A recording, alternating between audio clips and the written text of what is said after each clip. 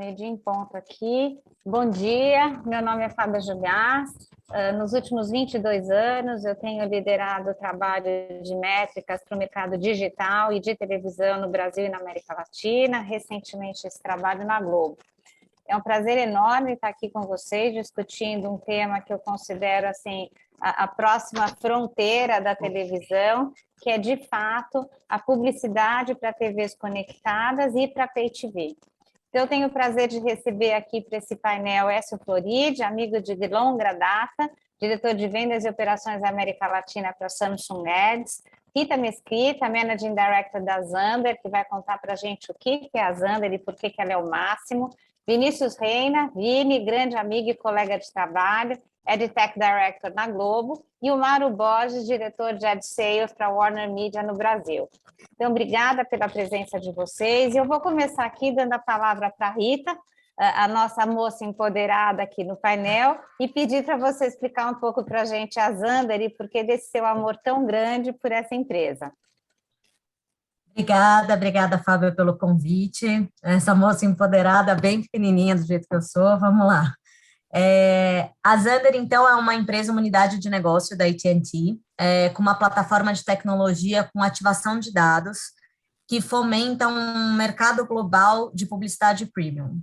Sou super apaixonada pela empresa, principalmente porque ela está aqui no Brasil com as 3 principais plataformas que ela trabalha em linha de frente hoje em dia, que é a Zander Invest, que é uma DSP, a Zander Monetize, que é uma SSP, e a nova plataforma, que foi a mais recente, que é a Zander Curate, que é uma plataforma que otimiza investimento e melhora resultado de performance de campanha. Maravilhoso. Agora, Rita, me diz uma coisa, a gente que vem de televisão, né, e vem também do ambiente digital, tem sempre essa pergunta. Você percebe hoje já uma busca e uma migração da publicidade de TV tradicional para televisão em OTT e em streaming? Falando assim bem rápido, a resposta é sim. A gente vê uma vontade do anunciante de colidir esses dois mundos, né, de fazer uma migração, ou pelo menos participar desse novo ambiente de publicidade dentro, né, das plataformas de OTT, de Connected TV e tudo mais. Você imagina que para o anunciante é uma maneira mais fácil, mais comum, mais habitual de conversar com o espectador, né?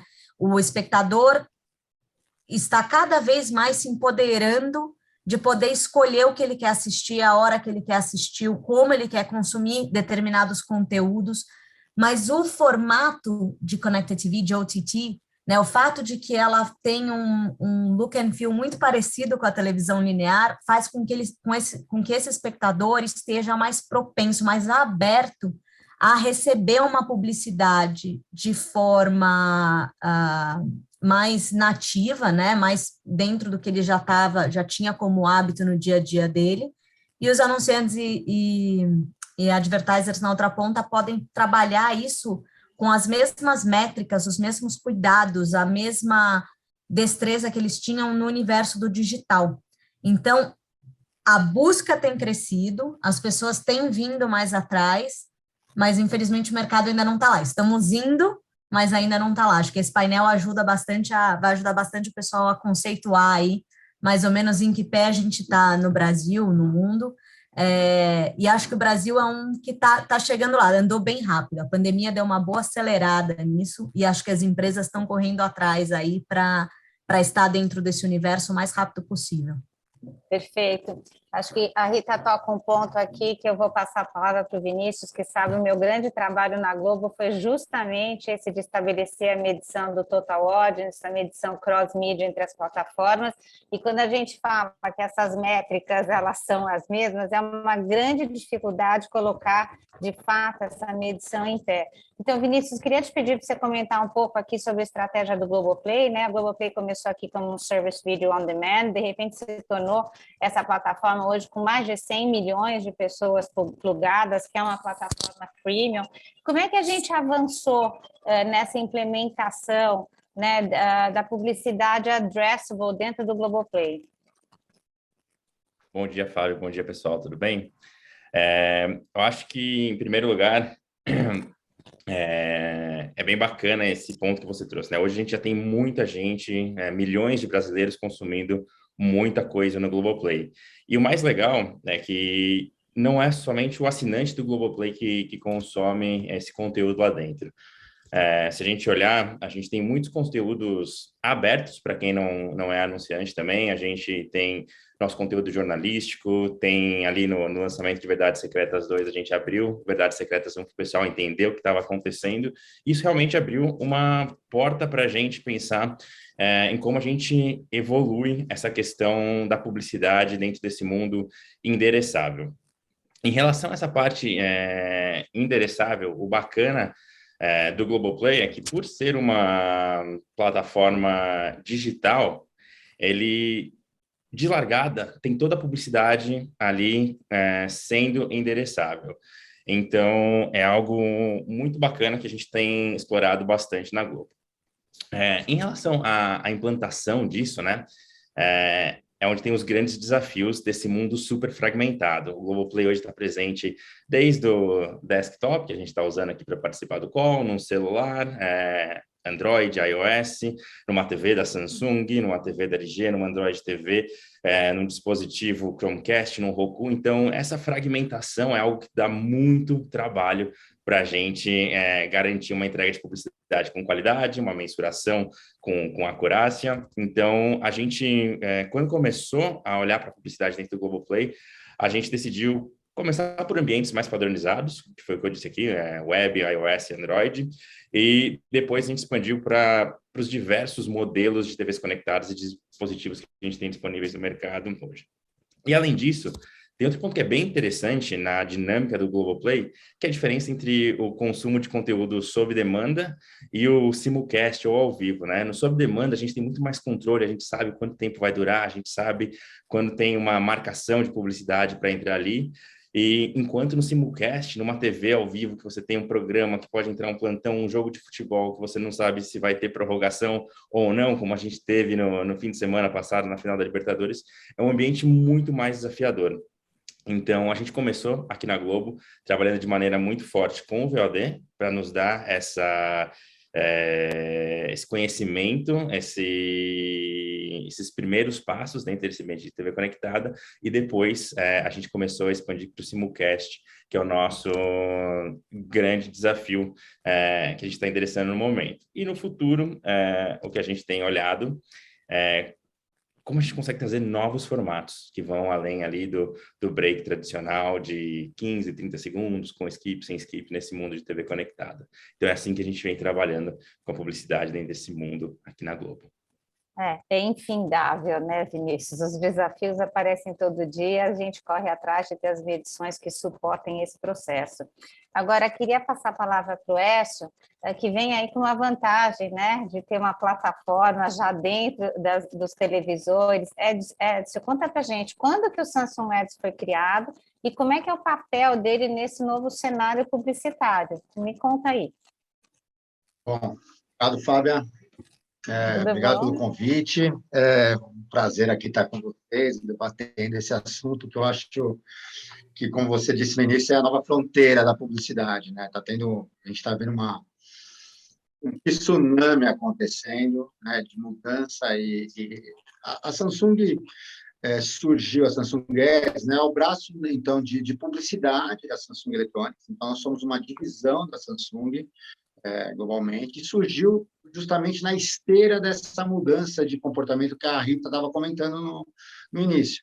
A gente percebe no nosso dia a dia, dos nossos familiares, dos nossos amigos, que as pessoas agora têm uma relação diferente com a televisão, né? Então, a Samsung Electronics continua vendendo muitos televisores, né, cada vez maiores, telas com resoluções cada vez melhores. Só que a relação com a TV agora mudou. As pessoas não usam só para consumir conteúdo linear, aliás, cada vez menos conteúdo linear, né? Pay TV, TV aberta, e cada vez mais, né, VOD, streaming, videogame. Então, a Samsung Ads surgiu justamente para atender a essa nova demanda, para conectar as marcas, né, com esse novo tipo de telespectador. Então, a ideia, a proposta é levar uma nova experiência de publicidade para um novo tipo de telespectador. Então, nossa missão, né, grosso modo, eu posso dizer o seguinte, que é digitalizar a publicidade na televisão. Então, a gente está trazendo agora para a tela grande, né, que, curiosamente, mas a última a ser digitalizada, né, a gente está trazendo para a tela grande todas aquelas ferramentas que a gente vem usando há muito tempo, né, nas mídias digitais. Então, criação de audiência, otimização de anúncio, ferramentas para mensurar, trabalhar com brand lift. Então, é isso que a gente faz com a Samsung Ads. Então, e somos uma plataforma agnóstica, então, assim, a Google está com a gente, a HBO Max está com a gente. Então, a gente tem serviços de AVOD também na plataforma. Então, é isso, levar uma experiência diferente do ponto de vista de publicidade e permitir a conexão entre para os anunciantes falarem com esse novo telespectador. Você tocou num ponto muito importante, né? Que assim, tem uma transformação muito grande, e os anunciantes, né? A Rita falou isso também, os anunciantes querendo aproveitar de todas essas métricas de performance que o mundo digital trouxe para a gente, mas tem um legado e tem uma curva de aprendizado no mercado publicitário que é diferente, às vezes, entre o anunciante, as agências e o próprio player de mídia. Mauro, como é que isso está impactando o teu dia a dia na Warner Media, aí um grande grupo, né, de América Latina? Como é que vocês estão vendo e como é que vocês estão abordando esse entendimento e a demanda do mercado publicitário para métricas e formatos que são muito novos e que mudam todos os dias? No mudo, Mauro. No mudo, Mauro. Aquela clássica. Frase de 2020 e 2021, né? Repetimos a frase nesse ano também. Mas obrigado, Fábio, obrigado, Essião, Rita e Vini, por encontrar vocês e todo mundo que está assistindo aqui. Obrigado pela oportunidade. E os três falaram coisas aqui muito pertinentes no sentido desse olhar sobre essa nova forma de endereçar os números e não a partir dos hábitos das pessoas, né? Acho que a Rita comentou, a pandemia potencializou absurdamente o hábito de consumo do meio digital, da TV conectada, dos streamings e de multiplataformas, né? O que eventualmente termos tido o olhar de que na pandemia as pessoas em casa iam consumir só mais TV, e de fato isso aconteceu no começo da pandemia. A gente teve até no ambiente de Pay TV, teve quase uma parada naquela queda acentuada que vinha tendo de assinantes que estavam deixando de ser assinantes da Pay TV. Durante uns 3, 4 meses, a queda quase inexistiu, porque as pessoas estavam consumindo mais TV, mas estavam consumindo outras coisas mais, computador, celular, tablets, e essa mudança, né, do comportamento de consumo, a Warner já olhava para isso com vários projetos, vários conteúdos, várias marcas falando no digital, falando em outros ambientes além da TV, mas essa mudança fez com que acelerasse todo o ecossistema, né?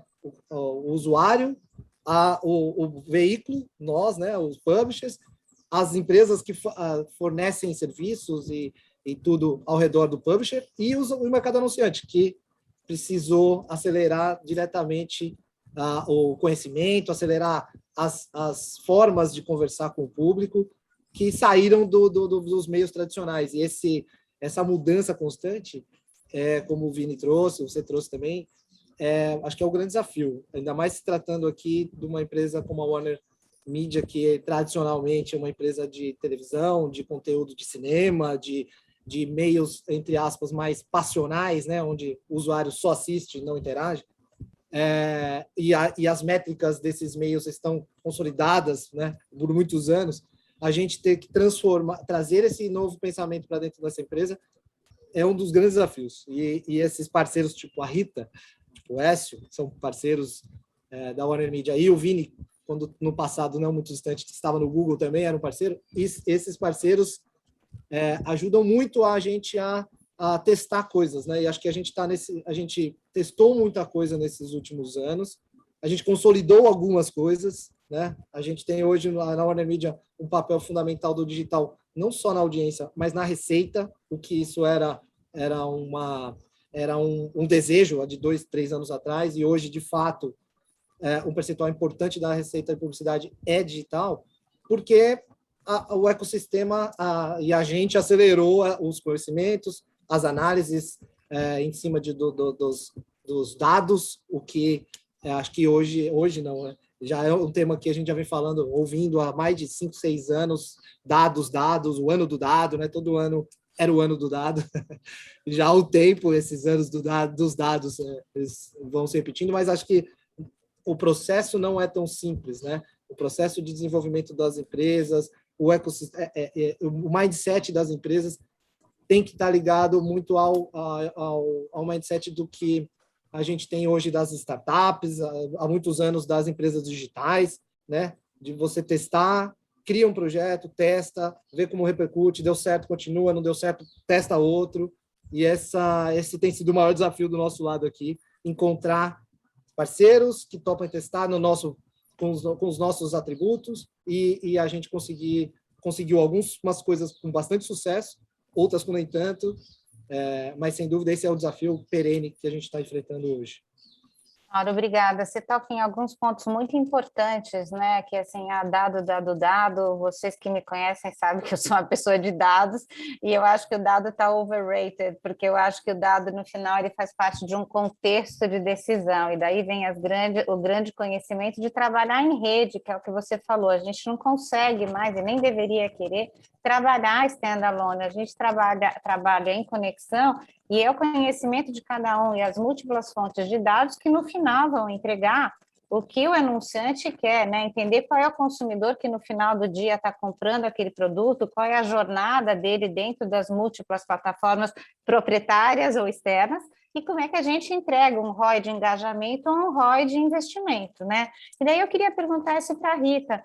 Quando a gente fala do que o anunciante quer e esse modelo de venda de publicidade, a gente tem uma dicotomia aqui, né? Que é a venda direta de um lado e a venda programática com outro, com tabelas muito diferentes. Até quando a gente olha investimento publicitário, é difícil você estimar corretamente o mercado publicitário online quando você tem uma base de leilão, né? Quando você tem entregas que podem ou não acontecer, não tem uma tabela de referência. Então, eu queria te perguntar isso, Rita, como é que vocês estão trabalhando isso com o estoque de TV, né? O inventário que a gente, teoricamente, teria um inventário limitado, que é mais ou menos verdade, mas atrelado ao conteúdo e com uma certa legislação, e aquilo que é programático. Como é que vocês estão lidando com isso e como é que a plataforma da Zander ajuda nisso?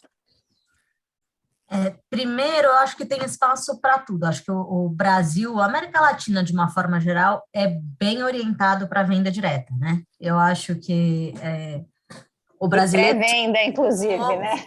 O brasileiro se acostumou a sair para tomar um cafezinho com a agência, vai pegar o PI, vou negociar diretamente com o veículo. O programático precisa ser entendido como uma forma de automatizar essa venda. O programático não significa um menor valor, não necessariamente significa que você está vendendo calhau, como começou antigamente, ou como as pessoas faziam antigamente, né? O que eu não vender, eu coloco para programático. Programático era tudo. Programático é uma automatização da venda. Então, a pessoa pode comprar um inventário de excelente qualidade de forma programática, né? A Microsoft, há muito tempo atrás, em alguns mercados do mundo, não tinha mais equipe de venda, disponibilizava o inventário dela para compra via programático. Então, depende muito de quem está, né, do publisher, do como ele vai colocar isso, né, como que ele vai disponibilizar isso. Hoje em dia, a gente tem deals, a gente tem PMPs, a gente tem diversas formas de vendas automatizadas, que não necessariamente vão excluir o cafezinho ou toda aquela conversa que tem entre o anunciante, o veículo, as agências e tudo mais, mas hoje em dia existe uma forma mais automatizada de você efetuar essa venda, buscar esse usuário, buscar esse conteúdo e ter, ao mesmo tempo, relatórios, reportes, otimizações em tempo real, que é possibilitado através de plataformas de venda programática. Então, o programático não veio completamente trocar uma coisa pela outra, mas veio trazer um pouquinho de automação, um pouquinho de controle, para o mundo da publicidade digital, e agora, quem sabe, um transbordo aí para CTVs ou OTTs, e quem sabe num futuro próximo para a TV linear também. Eu acho que você traz um ponto muito bom, que é a escalabilidade, né, do modelo de venda quando você tem tecnologia por trás dele. Por outro lado, tem a discussão que eu, inclusive, participei de inúmeras, acho que o Vinícius também, do que é uma venda casada com um premium content e uma venda que você não tem garantia do premium content, e qual é o potencial de branding que você perde quando você não faz essa avaliação de como é que essa publicidade está casada. Mas acho que essa história é para um outro debate. Agora, Vivian... Ô, Fábio, só para botar aqui promover um outro debate, tem uma coisa que acho que a Rita coloca muito legal, né, da publicidade automatizada, e isso favorecer vários fatores, isso é inegável. E aí você colocou aqui, acho que tem no meu caso, no caso da Warner Media, a gente tem uma evolução enorme além da mídia automatizada, mas principalmente do conteúdo, né, de mídia no conteúdo. E essa mídia no conteúdo, ela é menos automatizada, vamos pensar assim, né? É difícil você comprar um merchan de forma programática, né? Porque a pessoa tem outro processo. Mas o que cospe desse merchan, o que sai ali a partir desse merchandising ou do conteúdo pago, deveria estar nesse olhar que a Rita traz, e que você traz muito bem, que é o olhar da informação a partir do dado que sai dali, né? Como é que eu somo o que é programatizado com o que é menos automatizado ou programatizado e extraio uma informação que traga benefício. Acho que esse é um outro ponto legal aqui de discussão. Perfeito. Fábio, desculpa, eu queria ia chamar você exatamente para contribuir nesse debate aqui, Vini. Não, legal. Eu acho que o ponto que a Rita trouxe aqui é algo que a gente tem um grande trabalho para fazer como indústria, que é desmistificar o que é programático, desassociar programático do leilão direto. Leilão aberto, desculpa. O leilão aberto, eu acho que ele tem o seu papel em um universo onde a gente tem uma abundância de inventário, que é muito diferente do que a gente está falando aqui de TVs conectadas, de inventário linear. É um mundo diferente da TV aberta, do broadcast, sim, porque a forma de venda, o tipo de consumo vai ser diferente, mas ainda assim existe uma escassez de inventário que vai favorecer muito pouco o leilão aberto, né? Então, acho que a gente tem várias formas de utilizar a automação, não só na compra, mas na decisão de que criativo servir, entender o consumidor que está na frente daquele conteúdo e garantir que a mensagem, mesmo que seja de um mesmo anunciante, ela é direcionada para um resultado melhor e conseguir mensurar isso. Então, acho que essa associação de programático com leilão aberto é um trabalho que a gente, como indústria, precisa cada vez mais tirar do programático com baixíssimos CPMs, que eu acho que isso tem o seu lugar, mas num outro debate, não no debate de televisão, de conteúdo premium, que é o que você falou muito bem. Contexto certo, com mais informação sobre a audiência, a gente consegue gerar resultados cada vez melhores. E esse é o que a gente vem buscando muito aqui dentro da Globo. Posso dar um pitaco nisso também? Claro, Edson. Eu ia chegar em você para também falar um pouco desse behavior que a gente pega, que também impacta tudo isso, porque às vezes você tem esse kit de métricas e tem a questão do behavior, né? Fala aí, Edson, e é para você mesmo. São pontos interessantes e são debates como esse que ajudam a esclarecer as coisas, né? Dois pontos importantes. Então, quando a gente está falando de venda direta, a Rita tocou nesse assunto, venda direta, venda programática, o vendedor tem um papel, vai continuar tendo que sentar na frente, hoje virtualmente, né, mas esperamos em breve poder se encontrar novamente, tal, pessoalmente, para ter essa conversa com quem está comprando, para desmistificar as coisas, e não importa que ele vai comprar de uma forma automatizada, programaticamente, mas precisa entender o que ele está comprando, né? A gente tem muita confusão também, não só do ponto de vista de programático, programático garantido e tal, mas também com o próprio conceito de OTT versus CTV, né? Não dá para colocar no mesmo balaio conteúdos short form, né, gerado pelo usuário, com conteúdo, né, produzido profissionalmente e tal. são coisas muito distintas. E hoje em dia, muitas vezes, tem uma confusão geral. É tudo, isso é CTV, confunde o OTT com o CTV. Então, tem que ter esse entendimento, né? O CTV é um subgrupo do OTT. O OTT você vai, né, transmitir esse conteúdo na internet. CTV você está falando especificamente de TV conectada, né? Tela grande. Então, essas coisas, esse é o papel do vendedor, né? Na frente lá do comprador, tá? Explicar essas coisas. Eu fico escutando você falar e penso que faz 22 anos que a gente faz isso, que a gente teve que explicar lá atrás o que era internet, o que era viewability, o que era não sei o quê. Estamos aqui numa nova fronteira que continua requerendo muita discussão e conhecimento. Agora, eu queria aproveitar que a gente está falando aí com você, como é que é a segmentação, como é que é a demanda por segmentação? Porque a gente trabalha com todo quanto é tipo de clusterização e, de novo, quando a gente vai conversar com os anunciantes, o que eles têm como segmentação, às vezes, é muito diferente do que o player de mídia está pronto. Eu nunca vou esquecer um anunciante que um dia falou para mim, eu quero que você me entregue mulheres Era, eu quero homens Andrômeda. Eu falei, o que é isso? E a gente continua trabalhando com segmentações mais baseadas em behavior do lado de internet e muita regionalização, né? E acho que Vinícius, Mauro, até a Rita podem falar sobre isso, de entregas muito localizadas regionais. Como é que você vê essa demanda por segmentação no CTV?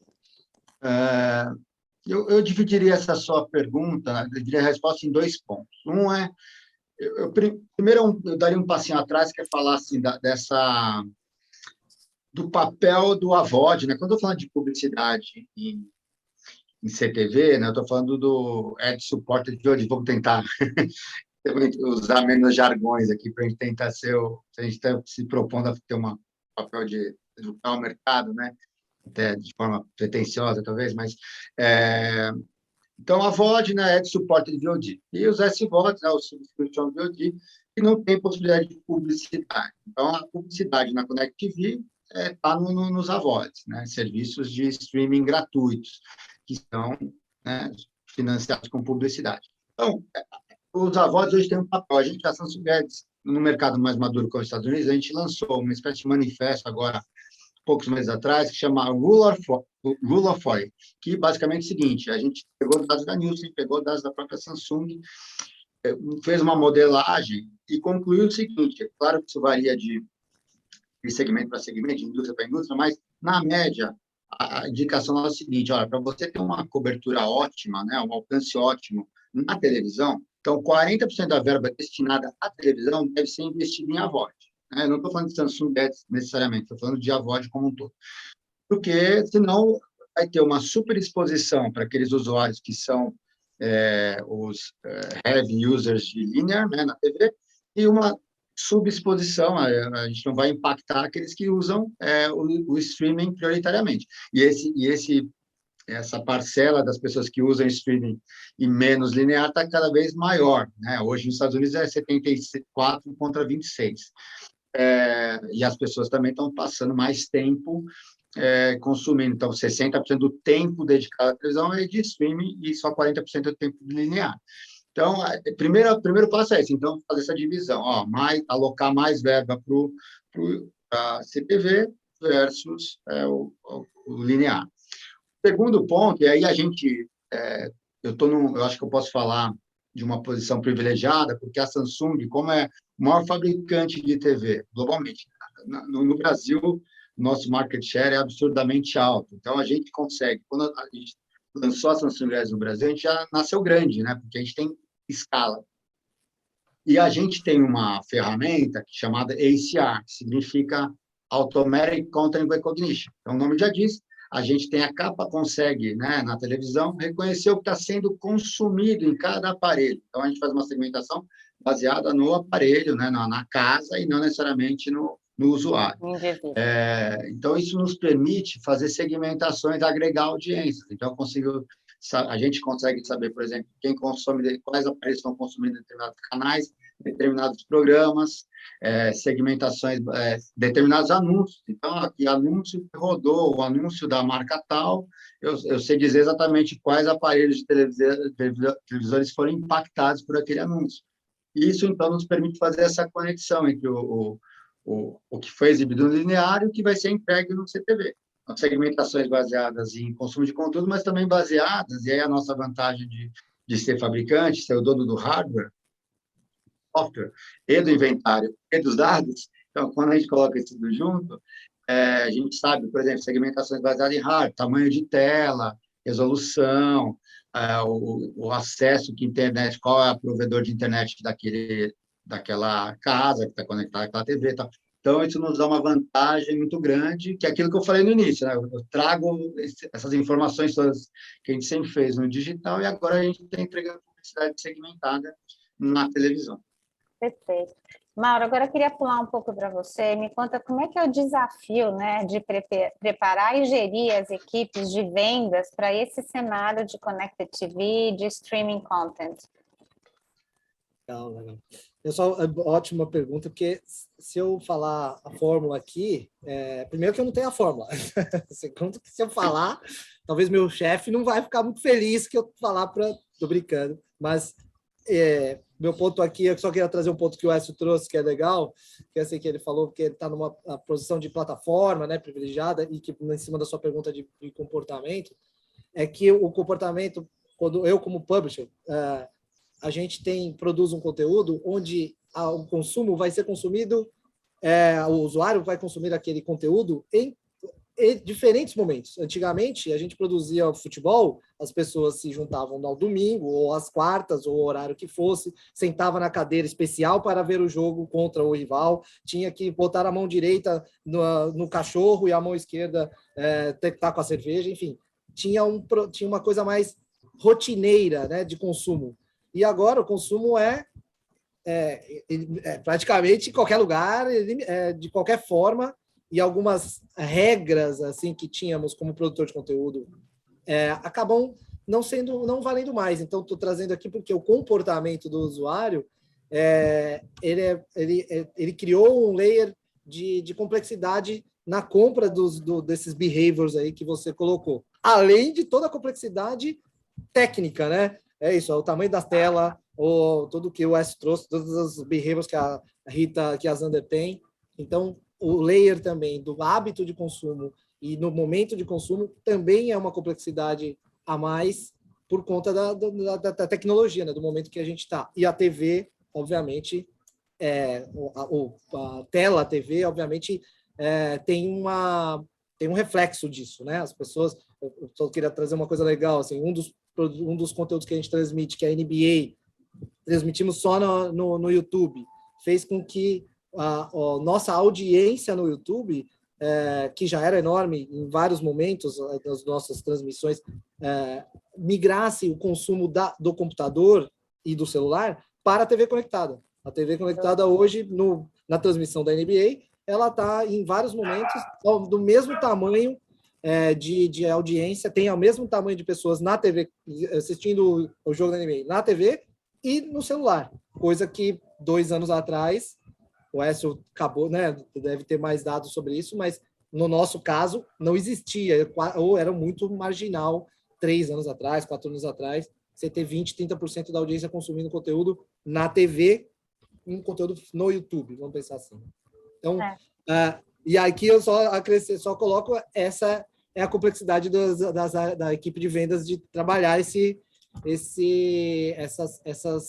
essa quantidade de informações que a gente acaba tendo, né? A gente, de novo, 10 anos atrás, 5 anos atrás, a equipe preparada para vender TV, para vender um consumo passivo, entre aspas, xizinho no Excel. O Écio fez bastante, você já, Fábio, já viu muitos xizinhos desse aí também. Hoje em dia, tem isso ainda é uma fortaleza, é importante, mas o time de vendas trabalha hoje para entregar, e em cima da linha que o Wes falou, para criar essas oportunidades para os anunciantes, mostrando as informações que a gente tem. Então, o grande hoje, acho que um grande desafio é ter um time de venda super informado, super conectado com todas essas frentes de conteúdo que a gente vem fazendo. E isso não é fácil, né? Porque a NBA passa, usando o exemplo da NBA, a gente transmite no YouTube, mas tem o Instagram, tem o TikTok que a gente posta, não sei o quê, tem um programa na televisão, faixas horárias. e tem toda a parte de dados que a gente traz dentro do site falando da NBA. A área de vendas tem que ter muito mais informação e capacidade de transformar essa informação em solução do que 10 anos atrás, 15 anos atrás. Eu já estou aqui nessa área há muito tempo. Você me lembrou até, inclusive, do tempo que o Écio falava lá atrás desse mesmo discurso do digital. Me lembrou quando a gente subiu o primeiro DHTML na homepage do ZipNet, no longevo 1999, e o Écio foi um dos que primeiro comprou o DHTML na homepage de portal. ZipNet me deu um aperto aqui no coração, hein, gente?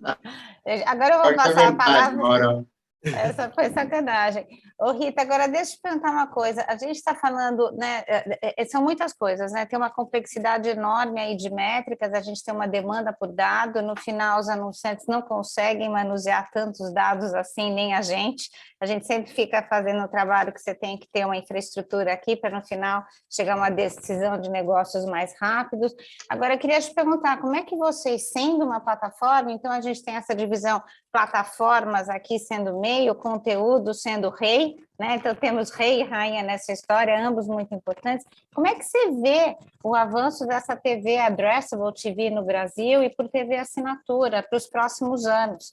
Né? Como é que você vê o cenário de publicidade no OTT aqui no futuro, entendendo que existe sim uma demanda por um consumo no big screen e a TV conectada é um caminho para isso muito promissor.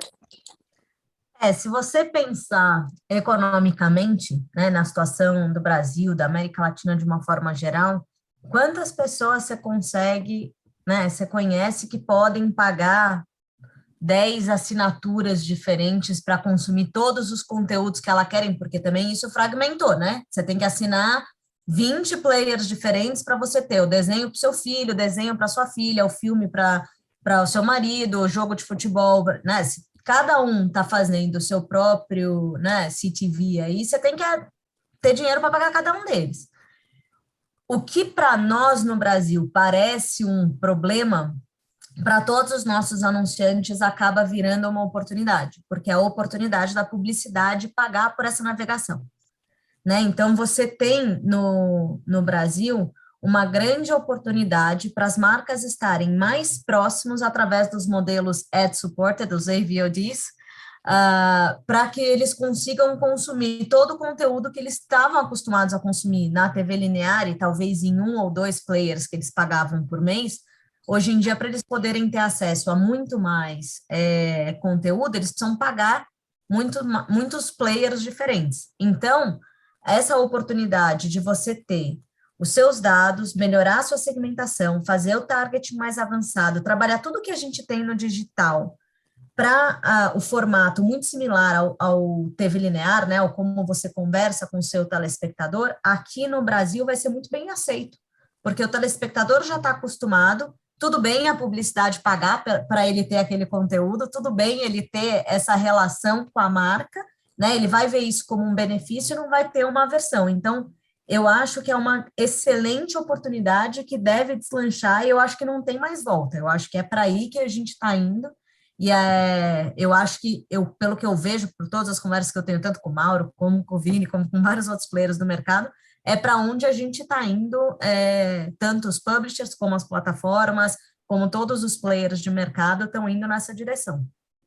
Perfeito. Vini, a gente está chegando aqui no final do debate, então eu queria te fazer uma pergunta importante, né? Como é que você está vendo o futuro do Ginga D no Brasil e como os europeus estão fazendo com a HBB TV? Como é que a Globo está se posicionando nisso e como é que a gente está olhando essa próxima etapa de mercado? Fábio, eu acho que esse daí é um dos pontos mais interessantes e promissores que a gente tem aqui no mundo de TV, né, de telas grandes no Brasil. A Globo, com essa visão de MediaTek, com essa vontade de trazer avanços tecnológicos para o mundo de TV, sempre esteve muito próximo do fórum ali do Sistema Brasileiro de TV Digital e está super envolvida nas definições que a gente precisa ter para as evoluções do Ginga. O Ginga D, ou também conhecido como DTV Play, é algo muito bacana, não só para o Brasil, mas para a América Latina como um todo, né? A gente vê outros países aqui adotando o Ginga também, o que nos ajuda a criar um ecossistema que é muito mais rico, produtivo, com muitas contribuições. E, para mim, ele vai... É bacana falar aqui que ele não é só para publicidade, ele permite várias outras coisas, como interatividade do consumidor, né? Ele junta o broadcast com o broadband, é realmente o melhor de cada um dos mundos. E como a Globo está super envolvida nisso, a gente vem trabalhando ali, começando a fazer uma fase, a gente está numa fase de experimentação para explorar as possibilidades, entender o que é possível fazer, qual que é a melhor forma da gente criar uma experiência para a audiência, para o consumidor, que é bacana, e combinar isso com uma excelente ferramenta para os nossos parceiros de negócio, né, para as nossas agências e anunciantes, com algo que possa trazer um resultado de negócio para eles. Isso vai muito na linha de como é que a gente combina o conhecimento que a gente tem dos nossos consumidores, né? Os mais de 100 milhões as mais de 100 milhões de pessoas que a gente tem ali dentro do Globo ID, como é que a gente traz esse conhecimento dessas pessoas que consomem não só o Globoplay, mas o GE, o G1, o G-Show, o Receitas, passam pela Globo.com todo dia. É um pouco diferente do que o Écio trouxe aqui, né? A gente não tem todas as TVs, mas a gente conhece 100 milhões de pessoas que têm um login e consomem conteúdo na TV e no celular e no desktop, e conteúdo muito variado. Então, isso permite que a gente conheça cada vez melhor os nossos consumidores. E agora o grande desafio que a gente tem como é que a gente junta isso com essa nova interatividade, esse novo paradigma onde a gente consegue juntar o broadcast e o broadband, onde a gente traz interatividade para regiões onde a gente não tem ali, talvez, serviços tão bacanas quanto a gente tem aqui nos grandes centros. Então, a gente está apostando muito nisso, a gente está liderando a parte de pesquisa e desenvolvimento nessa área, para garantir que a gente consiga criar um ecossistema onde a gente consiga juntar o melhor desses dois mundos. Então, o que a gente vê na Europa, talvez a gente tenha até mais rápido aqui no Brasil. Com certeza, eu diria que a gente está na mesma velocidade ou até à frente do que está acontecendo nos Estados Unidos, pela dinâmica de mercado, né? A gente não tem o free-to-air, né? O broadcast tão avançado lá. E aqui no Brasil, não, é muito diferente. No Brasil, na América Latina, como geral, de uma maneira geral. Então, a gente vem trabalhando muito nessa frente para explorar e trabalhando muito próximo com as nossas agências e anunciantes aqui, os nossos parceiros de negócio, para entender o que vai dar resultado, o que vai realmente ajudar a revolucionar esse mercado para todo mundo. Vou roubar aqui a palavra de vocês. Queria agradecer muito a Rita pelo conhecimento que ela traz da Zander para a gente, a você com o conhecimento da Globo, ao Mauro com essa visão de Warner e conteúdo, ao Écio com essa vantagem competitiva de ter essa penetração.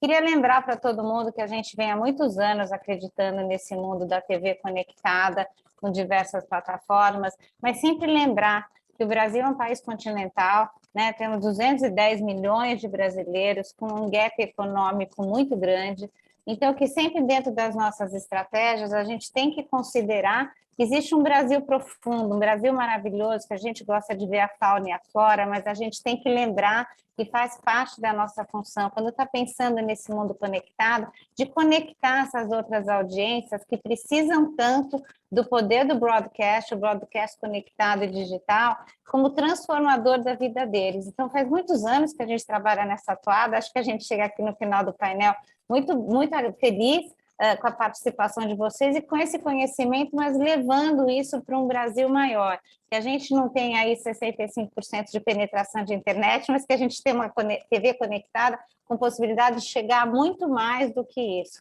Então, gente, obrigada para vocês, foi um prazer enorme, bom dia e obrigada por tudo, viu? Beijão, turma. Esperando o happy hour. Gente. Tchau. Foi um prazer, Tchau, muito obrigado. obrigada. Tchau.